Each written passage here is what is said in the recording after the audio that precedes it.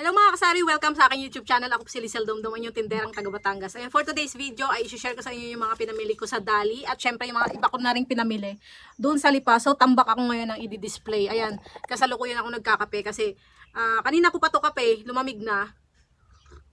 Ininit ko na lang. Ito nga pala yung libreng tasa ko doon sa nabili ko sa Sabor na dalawang Thai ng Nescafe Original Twin Pack saka dalawang Thai ng Nescafe Creamy White. So may dalawang tasa akong ganito. I-share ko sa inyo habang nag-aantay ako kasi darating ngayon yung Choco Mani. So magbablog muna ako bago dumating yung Choco Mani kasi 10 o'clock yung usapan na pagdating nila dito. Ngayon ay 9:43 na ng umaga. Ayan, proceed tayo dito sa mga napamili ko sa Dali dahil yun yung una naming dinaanan nung pamunta kami sa Lipa.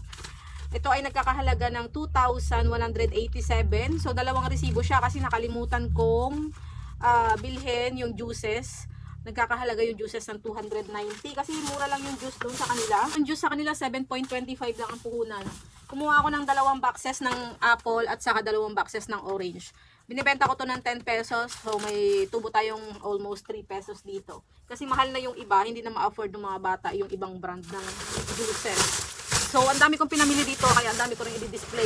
Unahin muna natin ito. Ito, mukhang masarap siya, tapos may expiry date din siya. 4 na flavor siya, merong chocolate, ube, leche flan, at strawberry. Ang puhunan nito ay 4.75. Pwede natin siya ibenta ng 6 pesos hanggang 7 pesos.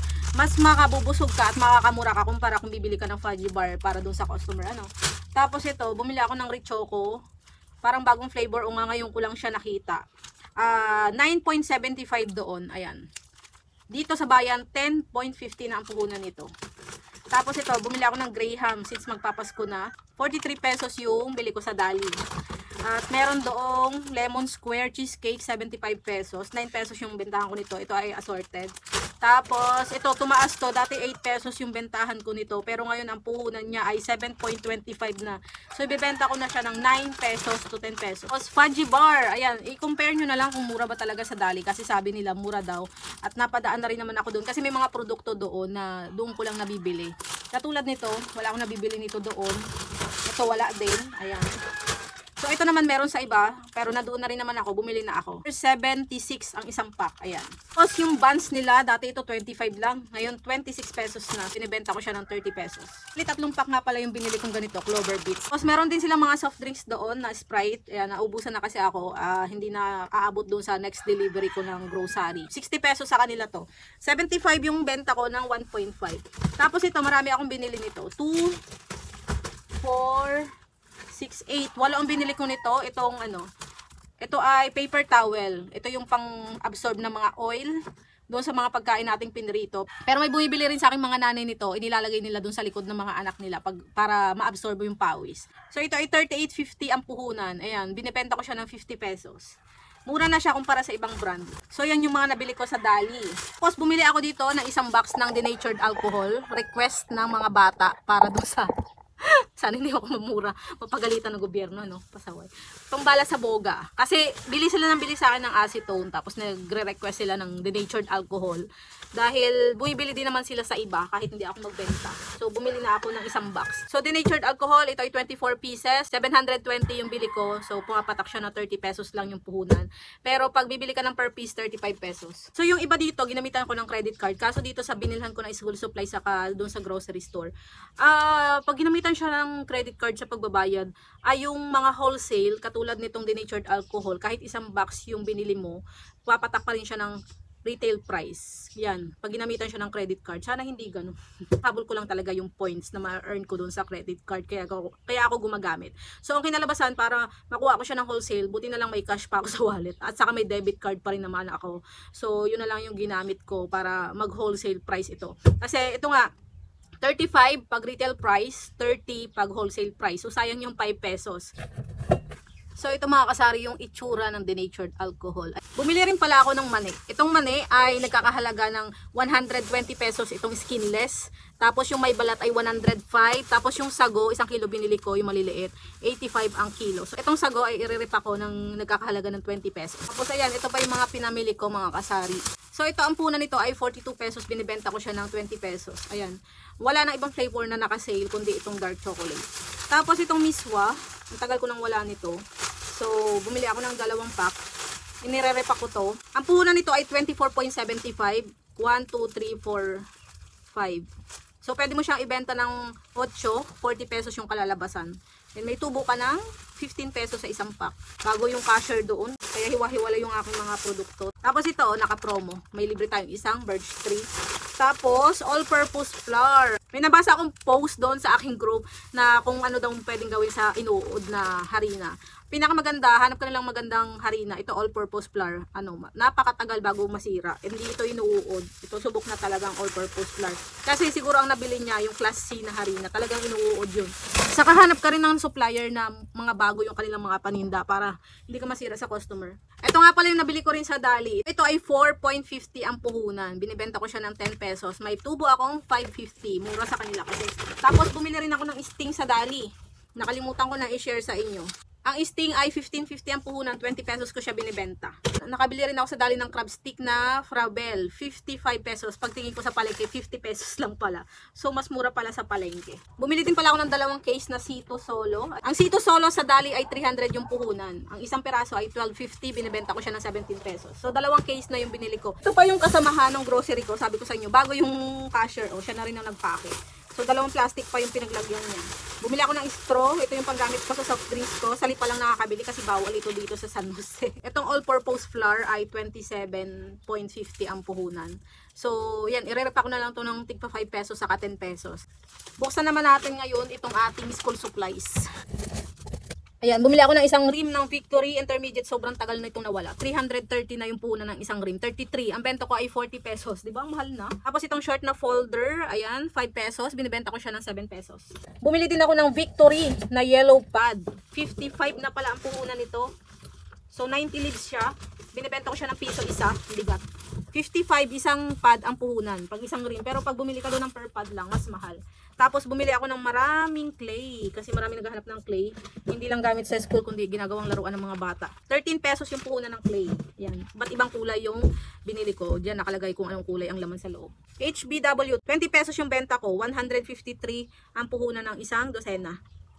Tapos itong binder clip, ito ay hindi ko paninda, ginagamit ko to pang clip ng aking mga chichirya. Ayan, hindi ko na siya binubutas nandoon para iwas damage.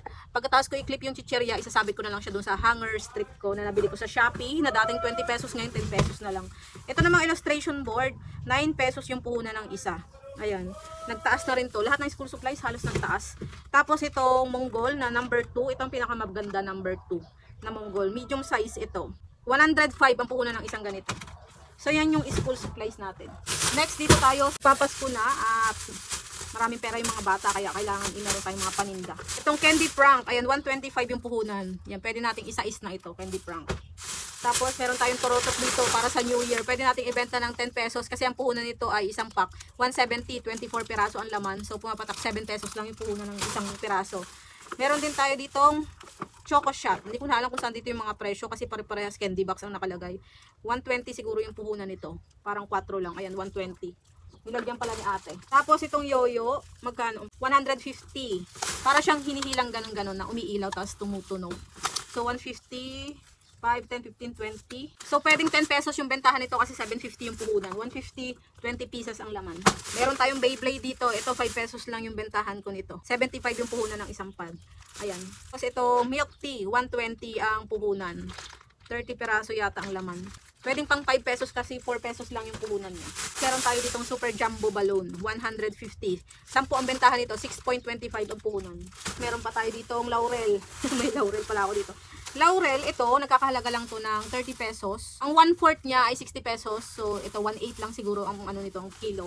So, i-repa ko to ng tigli 5 piso. Tapos, bumili ako ng isa't kalahating munggo. 80 pesos lang yung puhunan doon. Dito kasi 100 pesos yung puhunan. Tapos, kulang pa sa timbang. So, lugi-lugi kapag dito ka sa aming bayan bumili. Bumili ako ng tapilan. Ayan, alam nyo ba yung tapilan na ginagataan? Papaluto ko sa biyanan ko. Kasi masarap siya magluto ng tapilan. Bumili din kami ng gulay. Doon sa parang tabi-tabi. 50 pesos na to. Isang tumpok. Ayan. Kumpleto na siya.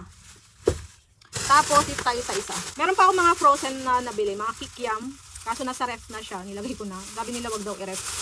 Nasisira. Hindi ko alam kung kailan ko siya mauubos Ito, marshmallow. Piso isa ang benta ko. Tapos, itong baril. Ang bentahan nito ay 40 pesos. 350 ang puhunan nito. Tapos, 4, 8, 12. So, 29.16 yung puhunan. Pwede sa 40 pesos ang bentahan. Tapos ito yung bala niya.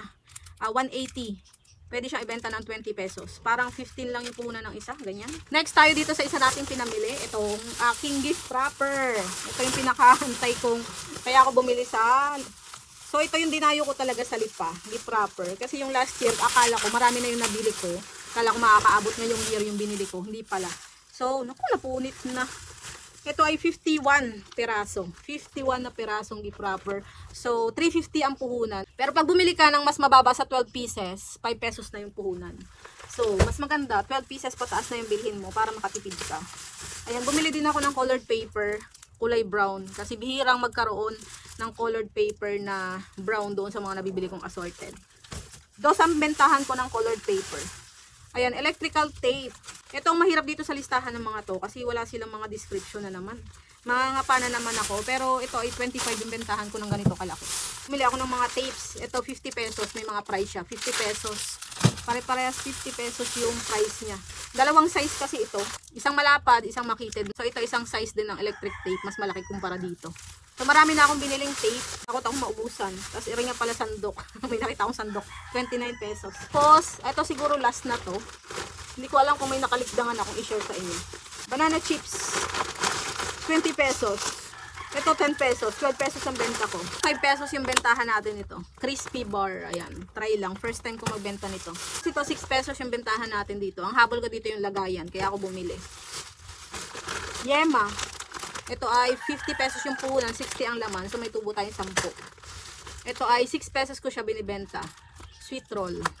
Ayan, bukod doon mga kasari, ito rin yung mga extra binili ko. Ayan, buksan ko lang to. So ito ang puhunan yan mga kasari. Ang steel ball ay 100 pesos.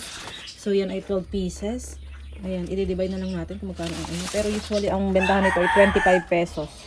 Ayan. Tapos meron tayo ditong lighter na marami ng bawas kasi maraming bumibili na nagboboga. Pang New Year. Ang lighter naman na Cricket. Marami na ako nabenta pero wala naman siyang palpak. Kasi tinitesting ko muna bago ko ibenta. 200 pesos. 50 pieces ang laban nito mga kasari. 50 pieces. Ang benta ko ay 10 pesos. So meron tayo ditong mga highlighter. Sign pen 75. Ang highlighter ay 35 pesos. Yan. Tapos meron tayo ditong marker. Ito medyo mahal yung marker natin. Ang marker na to siguro mga 105 kasi ang bentahan ko nito 18 pesos. Meron din tayong ampaw. Itong ampaw 10 piso. Ayan. Tapos itong sign pen. Ang bentahan ko nito ay 15 pesos. So dalawa yung binili kong sign pen. Tapos ito pa yung ating highlighter at acetone. Dalawang size ang binili kong acetone. Isang maliit at isang malaki. So, yan lang yung karagdagang binili. Hanggang dito na lang mga kasari sa video ito. Salamat sa inyong panonood. Sa hindi pa nakasubscribe, please subscribe sa aking YouTube channel, Lizelle Domdom. Salamat! Merry Christmas! Happy New Year! Bye-bye! Happy selling! Magro-roll na ako ngayon ng aking... Ito, bago pa siya masira. Magro-roll na ako para ma-display ko na. Kasi ito yung pinakakailangan ngayon. Magugupit lang ako ng mga papel. Tapos, yun ang ipang-roll ko.